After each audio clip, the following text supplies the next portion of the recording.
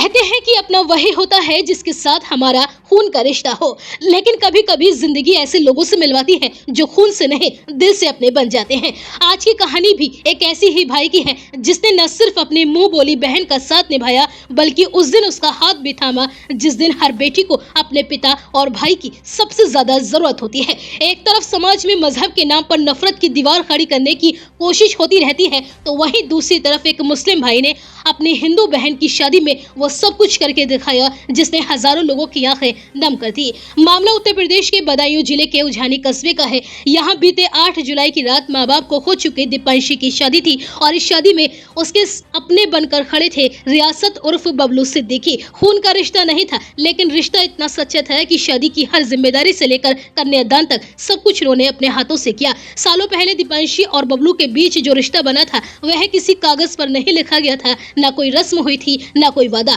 बस एक भाई ने एक बहन को अपना मान लिया और फिर वक्त आने पर उस रिश्ते की कीमत भी चुका दी। जब शादी की तारीख तय हुई तो सबसे बड़ा सवाल यही था कि माँ बाप के बिना यह सब कैसे होगा, कौन मेहमानों का स्वागत करेगा, कौन हर रस्म निभाएगा और सबसे बढ़कर कन्यादान कौन करेगा। लेकिन बबलू ने इन सवालों को सवाल ही नहीं रहने दिया। उन्होंने कहा नहीं लेकिन करके दिखाया। शादी की हर तैयारी उन्होंने अपने परिवार के साथ मिलकर की। बारात के स्वागत से लेकर मेहमानों की खातिरदारी तक हर छोटी बड़ी जिम्मेदारी उन्होंने अपने सिर ले ली। करीब 800 मेहमानों के खाने पीने का बेहतरीन इंतजाम किया गया ताकि कहीं कोई कमी ना रह जाए। यह किसी एहसान की तरह नहीं बल्कि एक भाई की तरह फर्ज निभाया गया।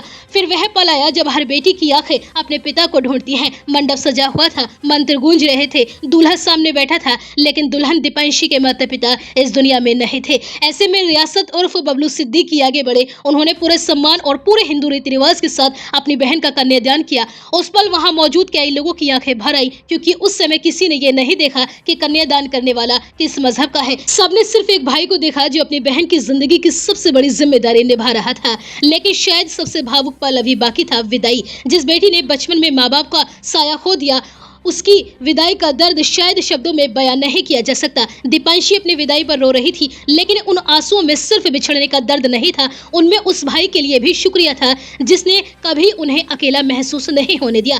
दीपांशी कहती है कि बबलू भैया और उनके पूरे परिवार ने उन्हें अपनी बेटी की तरह रखा। शादी के एक एक पल में ऐसा महसूस कराया कि उनके माता पिता भले ही आज साथ नहीं है लेकिन उनका परिवार आज भी पूरा है।